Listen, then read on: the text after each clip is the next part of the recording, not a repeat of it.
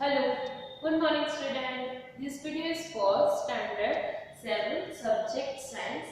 In this video lecture, we will go ahead in our chapter number 11 transportation in animals and plants. Animals और plants में transportation कैसे होता है। Last lecture में हमने heart के बारे में पढ़ा था कि ब्लड का ट्रांसपोर्टेशन हार्ट से लेके अलग अलग सेल तक कैसे होता है। नाउ हमें अब पढ़ना है excretion in animals. Excretion in animals, excretion means removal of wastage from our body. Recall how carbon dioxide is removed as waste from the body through the lungs during exhalation. Carbon dioxide हमारी body के लिए क्या है, waste है, तो वो exhalation में lungs के थ्रू रिमूव होता है। Also recall that the undigested food is removed during digestion. Let us now find out how the other waste materials are removed from the body. You may wonder where these unwanted materials come from. यानी कि ये जो waste material है वो कहाँ से create होते हैं। When our cells perform their functions, certain waste products are released. यानी कि जब हमारी बॉडी के सेल अलग-अलग फंक्शन को परफॉर्म करते हैं तो कुछ अनवांटेड या तो वेस्ट मटेरियल है वो प्रोड्यूस होता है, मतलब कि वो वहाँ पे क्रिएट होता है। These are toxic and hence need to be removed from the body. वो हमारी बॉडी के लिए टॉक्सिक है यानी कि हेल्पफुल नहीं है, उसे रिमूव करना जरूरी है। The process of removal of waste is produced in the cells of the living organism is called excretion. Excretion means हमारी बॉडी में जितने भी वेस्टेज क्रिएट हो रही है उनको बाहर निकालना। The parts involved in excretion form the excretory system. यानी जो जो हमारे ऑर्गन या उसके पार्ट्स है एक्सक्रीशन में हेल्प करते हैं तो वो क्या बनाते हैं, पूरी excretory system. Excretory system in humans. अब ह्यूमंस में एक्सक्रीटरी सिस्टम कैसे होती है। The waste which is present in the blood has to be removed from the body. How can this be done? A mechanism to filter the blood is required. यानी जो blood है उसको filter करना जरूरी है। फिल्टर करना मतलब कि जो वेस्ट प्रोडक्ट है उसको निकाल देना और जो अच्छा है ब्लड उसको रखना। This is done by the blood capillaries in the kidneys. जो हमारी किडनी है, जो एक ह्यूमन बॉडी का ऑर्गन है, उसमें ये सारी प्रोसेस होती है। When the blood reaches the two kidneys, it contains both useful and harmful substances. जब किडनी के पास ब्लड पहुंचता है तो उसमें हार्मफुल और यूजफुल दोनों टाइप का ब्लड होता है। The useful substances are absorbed back into the blood. जो यूजफुल होते हैं उनको ब्लड में वापस कर दिया जाता है, लेकिन the waste dissolved in water are removed as urine. यानी कि जो हार्मफुल प्रोडक्ट है वो वाटर में डिसॉल्व हो जाती है और वो क्या बनता है, यूरिन बनता है। From the kidneys the urine goes into the urinary bladder through tube like uterus. यहाँ पे आपको पेज नंबर 127 पे यूरिन जो पूरी एक्सक्रीटरी सिस्टम है उसकी फिगर दी गई है। जैसे कि सबसे ऊपर क्या होती है, किडनी। तो किडनी में जब ब्लड पहुंचता है तो वहां से जो अच्छा वाला अच्छे जो पार्टिकल्स है वो ब्लड में वापस चले जाते हैं और जो हार्मफुल प्रोडक्ट है वो वाटर में डिसॉल्व होके नीचे की तरफ मूव करते हैं। तो जो यूरेटर्स क्या होती है, जैसे कि पाइप, उसका जो स्ट्रक्चर होता है पाइप जैसा होता है, वहां से जो यूरिन है मूव करके नीचे आता है। कहाँ पे, ब्लैडर में, यूरिनरी ब्लैडर में। It is stored in the bladder and is passed out through the urinary opening at the end of a muscular tube called urethra. यानी कि यहाँ पे यूरिन स्टोर होता है और नीचे का जो पार्ट है यूरिनरी ओपनिंग और या तो उसके ऊपर का जो पार्ट है यूरेथ्रा, वहां से वो रिमूव होता है। The kidneys, ureters, bladder and urethra form the excretory system. An adult human being normally passes about 1 to 1.8 liter of urine in 24 hours. जो adult person है वो 24 घंटे में कितना 1 से लेके 1.8 लीटर तक यूरिन है उसको रिमूव करता है। The urine consists of 95% water, 2.5% urea and 2.5% other waste products. We have all experienced that we sweat on a hot summer day. यानी कि जब hot summer होता है तब हम सबको पसीना आता है। The sweat contains water and salt. उसमें क्या होता है, उसमें water और दूसरा salt होता है। Bujo has seen that sometimes in summer white patches are formed over clothes. हमने भी कभी-कभी ऑब्जर्व, अगर बहुत ज्यादा धूप होती है, बहुत ज्यादा पसीना होता है गर्मी की वजह से, तब हमारे जो कपड़े हैं उस पे व्हाइट पैचेस हो जाते हैं, especially in areas like underarms. These marks are left by salts present in the sweat. यानी किसकी वजह से ये दाग होते हैं? तो जो स्वेट में सॉल्ट होता है उसकी वजह से ये पैचेस बन जाते हैं। Does sweat serve any other function? यानी कि स्वेट है, एक तो क्या है, वो रिमूव करता है हमारी बॉडी से जो सॉल्ट है उसको, और दूसरा उसका कोई फंक्शन है, उसको समझाने के लिए आपको बताया गया है, जैसे कि water kept in an earthen pot, जो मटका होता है हमें रखते हैं, वो क्या होता है, उसमें जो पानी होता है वो बिल्कुल ठंडा होता है। This is because the water evaporates from the pores of the pot, यानी उसके जो पोर्स है पोट के, वहां पे जो वाटर है वो क्या करता है, evaporate करता है, which causes cooling, evaporate करने की वजह से कूलिंग क्रिएट होती है। वैसे ही similarly when we sweat it helps to cool our body, तो जब पसीना आता है तो उसकी वजह से हमारी बॉडी क्या करती है, कूलिंग हो जाती है। The way in which waste chemicals are removed from the body of the animal depends on the availability of water. यानी कि बॉडी में से वेस्टेज रिमूव कौन से टाइप से होता है, वो किस पे डिपेंड करता है कि वाटर की अवेलेबिलिटी कितनी है। Aquatic animals like fishes excrete cell waste as ammonia which directly dissolves in water.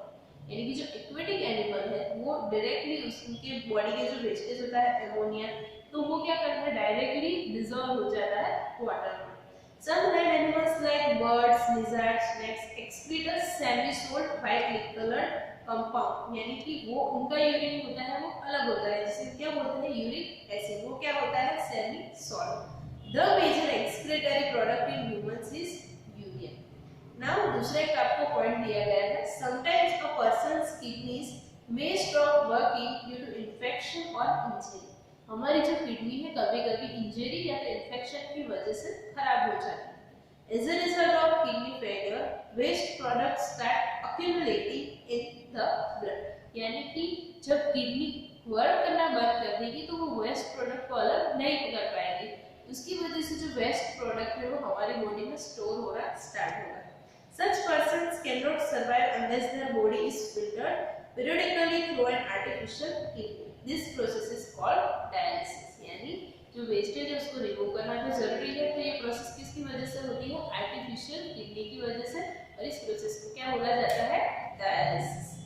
अब transport of substances in plants, तब हमने क्या पढ़ा, ट्रांसपोर्टेशन इन ह्यूमंस। अब प्लांट्स में ट्रांसपोर्टेशन कैसे होता है, in chapter 1 we learned that plants take water and minerals, nutrients from the soil through the roots and transport it to the leaves.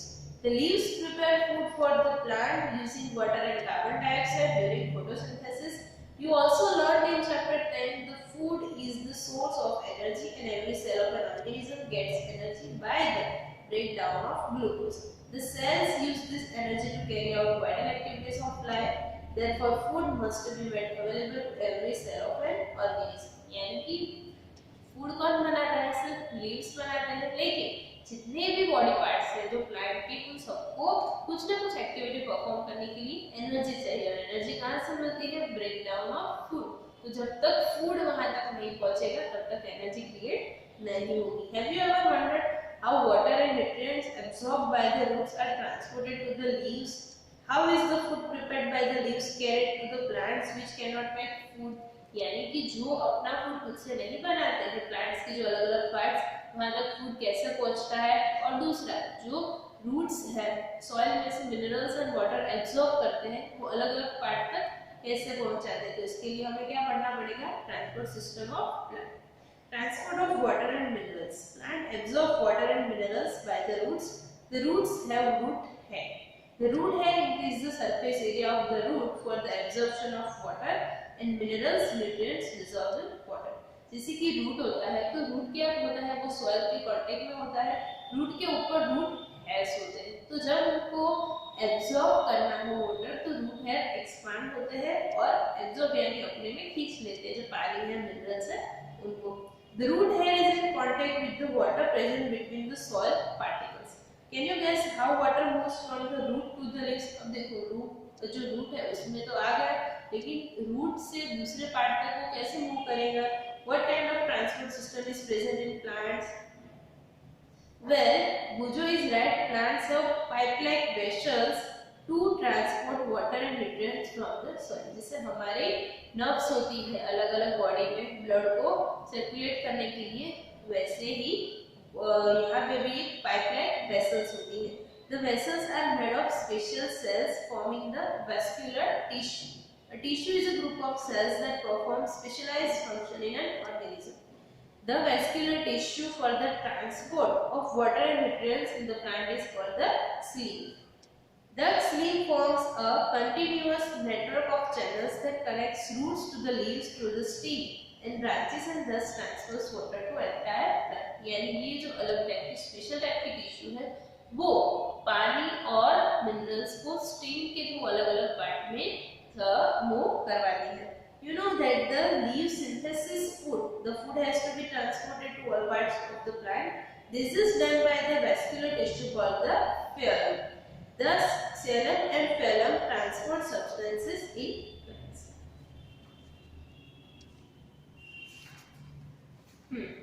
यहाँ पे आपको एक एक्टिविटी दी गई है, activity 11.3. We would require a glass tumbler, water, reading and a tender cup, जैसे कि balsam, and a blade for this activity. Pour water to fill 1/3 of the tumbler. Add a few drops of red ink to the water. Cut the base of the stick of the herb and place it in the glass as shown in figure. यानी कि क्या करना है, जो herb है उसकी stick से उसको कट करना है और जो पानी है उसमें हमें रखना है. अब पानी में हमने क्या मिलाया है? रेड इंक मिलाई है. Does any part of the herb appear red? If yes, how do you think the color reached here?